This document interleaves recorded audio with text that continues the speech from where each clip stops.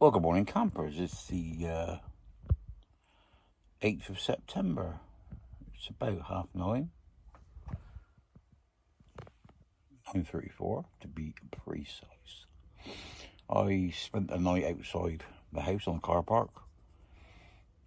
The Nest last night, this morning. Our John's meant to be coming over he said he was coming over to assist with the other camper. No show as yet, but it's raining, so we're not going to be cutting pieces of the roof out today anyway, I wouldn't have thought. I'm just about to go in and get the keys to it and go in and see if it's got any noticeable leaks or where they're coming from. We looked yesterday, we think that they're coming through one of the aerial things on the top, which was on, and it's coming through one of the back lights, so it's been glass fibered over. Not a brilliant job of doing it, but it looks like it seals. It looks like it's got some sort of lead in, some stick-on lead in, something on it. I don't really know what it is, but I do want it to look reasonably nice. But I'm quite happy if it don't leak. If it's leaking, that bad rain we had the other night, I think about a teaspoonful, maybe two teaspoonfuls came through. But because it's a glass fibre roof, and it has a glass fibre inner, whatever slight angle you're on, wherever it's coming in, it will run to the lowest point. So being it's all different shapes and what have you, it's quite difficult. I've tried to get some 1mm cutting disc for my grinder, for my battery operated cutter, because inside there it has two hatches at the front, two air tanks at the back, two air things at the front. It's got a big extractor fan in the middle, and it's got a sunroof, sunroof hatch, I want to bloody call it. And what I'm going to do is I'm going to bite the bullet, and I'm going to cut the middle, the ceiling right out, because I don't want all this rubbish up there, you know what I mean, looking like air vents, all that fucking bollocks. So what we're going to do is we're going to cut it, make a piece of wood up or some sort of frame it up, cover it in material, and we'll stick it back on the ceiling again to make it look quite nice. But it needs to come down because there doesn't appear to be any insulation in there. The only problem with is there's the cupboards in there are really, really good quality, and they're made of that box section where they got the slits on each side. You can sort of make them up in there. I'm not sure how they're bolted in because they've all got covers inside of them, I suppose, because it carries medical stuff, obviously. But basically what's happening, we're not too sure. I think the kitchen in where it's to is going to stay for a while. I'll take it over to Phil's, my mate over in Codford, and I'll ask him if he will test the gas, make sure it's all safe, because I don't think he can do camper vans, but to put a ticket on it, but he does narrowboats, so he checks narrowboats over for safety. So the thing is I mean, he can't do it and give me a certificate, but you know, as a friend, I think he can look at it and see if it's safe, you know what I mean, which is good enough, isn't it? You know, it's a bit like when you go, these youngins go and get their cars mapped, don't they? And it says now it's giving you 150 horsepower. Do you want us to put it on the rolling road? So you've got a printout. So you stick it on the rolling road, you get a printout saying it's 150 horsepower. It's still doing 150 horsepower, well, you've got a printout or not, but then you can show your mates, can't you? It's all bollocks, but it's another 40 or 50 quid in their pocket, isn't it, run up on the rolling road. Anyway, that's by the by. What's appertaining, I'm not really sure. It's actually just started fucking raining again. But as you can see, I don't get no mist or nothing of that in here. I mean, and it's not, what do you call it? Not bloody insulated, is it? It's, I just got Mr. Fair John, okay. Okay, what? Not a clue. I messaged him saying that I was up. But, you know, I thought he was going to be in town at 7:30 today, so I got up early. But, hey ho, I can sit here and warm drinking tea. You know, fucking good at that, you know. I can convert tea into piss quite easy. Yeah, so there's not much more to say. I might let you have a little look around before I put this on. I get in the van, and I'll leave it there for the moment. And as Brian from Manchester Van would say, peace out. Well, we haven't done much to van today. We've taken that piece out, as you can see, covered everything up, got most of it off the floor. We're going to disconnect all the electrics and put brand new in. And we're just looking now to see the inspection holes.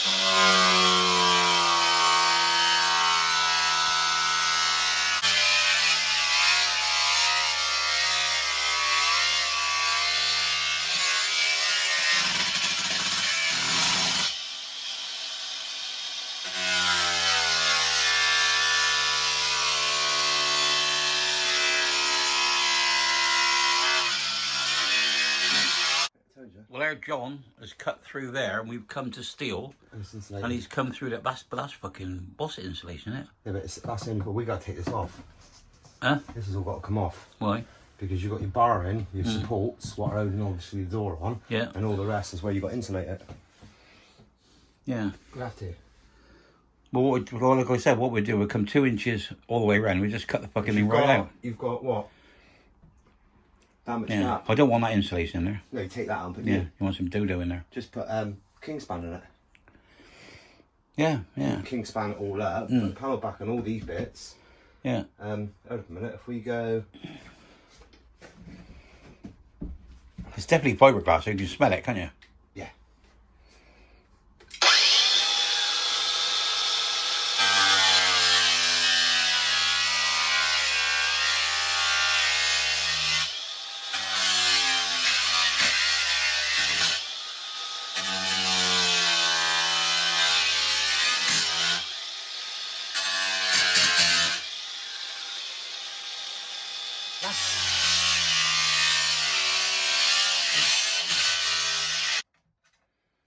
You. What is? I reckon that's stainless. That's all made of stainless, you know? Or is it aluminium? That's aluminium. You sure? Yeah, it would be. That's what stainless. Well, yeah, look where it's welded. Yeah. That's a fucking... That's a what's it weld, isn't it? That's not an aluminium weld, is it? No. I reckon that's all fucking stainless, you know? Yeah, that's just strengthened. You know? It's empty at the top there, look. Is it? Right. Hang on a minute. John's gone to get a pen, but I was just looking at that. I think that black thing is an inverter. Well, if that is an inverter, that's going to have to drive oxygen tanks and bloody all sorts in an ambulance, isn't it? But anyway, look at that. It looks like it's stainless steel. And it's been done with what's it wool, but we don't like that, so that'll all be changed. Well, we've cut it out and we found it's insulated, but behind that stainless plate that goes across, there's nothing behind there. So it's all got to come out and be done. So that was a bit there that he pushed up behind it, so there is room to do it. And that will be one of the next jobs after the roof. This was just a exploratory look. Right, we've explored in the side, and then we're going to cut the ceiling out. And we're going to explore in there. So, there you go. Now we've removed the rock wall out of there, and it's in that bag. So we will be then getting that dodo, whatever it's bloody called, in there. Well, we're on about the leak in the roof, and John is pretty sure it's coming in there because it's got a vent on there, but it was all wet. All this was wet around it. So if it's not that, that is one of them. Well, the ceiling's down. It's all aluminium, but this metal piece in the middle, this is through the middle, is aluminium, and I would presume that's aluminium to make sure that all the aerial's got a ground plane. Yeah. The vent here is fitted to the top. And we can put a switch on that, so we can turn it on and Yeah, off. we're going to put a switch on that so we can switch it on and off on the back.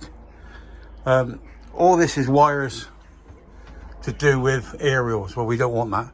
This is coming out, and we'll bond the piece over there, and we'll see that if what the water situation is. But as you can see, the side's out. This is out. That piece is out from the front because that's the bit that was there to break the cab off, part of the roll bar. But like how John said, all them fucking wires, it's a nightmare. He said we can't use none of them because we don't want to set it alight. You control your aerial for Well, we took the... Here's the knitting we found. As all this is coming out. But see, what you're saying is that piece back there, that's like a well. So that's so useful. And we don't know whether the air gets vented this way, gets vented the other way, or what it does. But it's all a fucking stainless steel, isn't it? It's all... That's why you come back, is them support bars, isn't it? Yeah. Yeah, but I mean, that can all come out, can't it? Like the bikes go in there. Yeah. I'll tell you what, H's bike go down behind there. Yeah, anyway, there you go. Well, apparently, we've stopped van building. Yeah. And now he's introduced me into the fucking sewing circle. I've never seen so many wires. But it's going to be lighter. We've got to take the panel and the door out. See, that's all the bloody air conditioning up there. But we're just finding wires that go nowhere. So Like we can leave that out.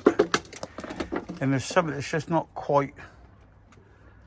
Something's not quite right. We don't know if it's the immobiliser's gone in. But that's a 110 socket for a 110 charger. So that's no good. That was no good in the van anyway. And that there is the battery master isolator switch for both the batteries. But we can't sort of see where that works. But it can't be much. Because as you can see, we haven't taken much out. Whew. Well, we found what it was. It was an earth wire off, so we've got her going. And this is the rest of the wire we're stripping out. I reckon we got the best part of 3 kilos of wire out of here. Yeah, look. Oh, that's all comms, isn't it? Well, we just took them out as well. And now he's decided to pull it all out. And now he's taking all that lot out, so I don't know what it is. I think you're on the John White fucking knitting circle. Yeah. But it looks like you can't get away how much room there is behind that seat. Yeah, all these wires go to the top. Yeah, I just hear a lot of snipping, and it makes my fucking arsehole twitch. But here you go. Well, that Alpha, whatever it is, has been taken out. It's something to do with the what's it? Had a 110 volt charging system in it. That's a battery isolator switch, a fancy one. And it's got a master Ivo charger, but we think that's a 110 volt one. And that's the wires that we've taken out so far. And this is a job for tomorrow. That's the fuel battery that we take out, so we've taken that out. This is a loom, 47 wires, I counted them. Then there's that lot there. Then all those browns are the earths. So the dashboard is out, all this is going to be removed, rather than the lot out. And we'll put it back together. We hope. I was thinking about doing with the batteries, but I think what I'm going to do is I'm going to mount the leisure battery down there on the floor, and up on here I'm going to mount all the stuff to make it work. Good evening campers, it's 18:13. Just remembered I need to take my tablets. I haven't taken my tablets. So I've got one bloody shoe on, one shoe off. So as you can see, it's not for the faint-hearted. Sorry about looking at the ceiling, but I've taken my boots off. It's not for the faint-hearted. We've done all the electrics. We were messing with it, it wouldn't start. But we found an earth that wasn't with it. That wasn't connected. So we've done that. That's all right. All lights work. And it must be. We must have taken out, I would say, at least 5 kilos of electric stuff. and wire, and I reckon maybe the charger, the isolator, and what have you must be another 10 kilos, maybe 12 kilos. It's all bloody heavy. So, and there's another, I reckon, 5 or 6 kilos of wire to come out of it tomorrow. But they run everything double. I mean, everything's done, all the earths are separate, and they just run back all, you know, from the middle of the dashboard along, up over the passenger door, down the other side, and then into the loom light. But I don't know still don't know what's happening. I'm quite keen on putting it back together like it is, and I think it would be quite easy to make a get yourself through if you needed to the front. But I'm not too sure. We've got the, like you say, you can see we've got the ceiling down. We're still checking that for leaks.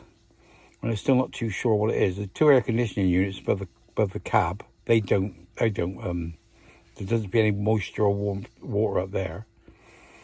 So John said he thinks it was coming through the air vent, but the air vent's a bit rusty, and there was water by it. But I could smell. It sort of smelled a bit feisty there till we took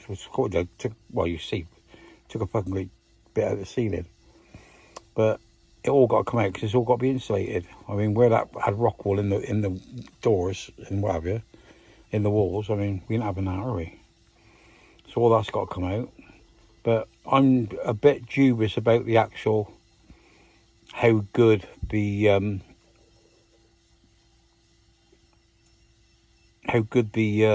insulation would be. You've insulated everything. We're talking, you know, about even insulating the floor, because it's 6'4" inside. So I mean, I'm 5'9". So I mean, it is 4 foot fuck all. So it don't really matter, you know, about walking about there, who has it or what we do. By put some insulation in the floor. But then you've got them great big windows. So what do you do? I mean, I hope silver screens that, and that's all right. Put what's up, but where do you put them when you're not using them? Because those windows are bloody huge. They got to be a good 3 foot high, and they got to be 4 or 5 foot long. And I was thinking, what our John was saying is we could get a piece of glass fibre, and we could take the glass out, and we'll put a glass fibre sheet all along one side as one piece, and we'll just bond it in. Have it with no windows, or then we could put like smaller windows in, which is an idea. But I got an idea, is I quite, because it's in here, it's all like cozy and all together. But I quite like the idea of having like roller blinds behind, like holes in wood, and I can't really explain it. We'll see what we do it, if we do it. And then the panel that we cut out the ceiling, then we will be putting just 3 ply, 7 ply, well, 3 ply, 4 ply, 5 ply, whatever it is. We'll be putting a ceiling in to make it strong again.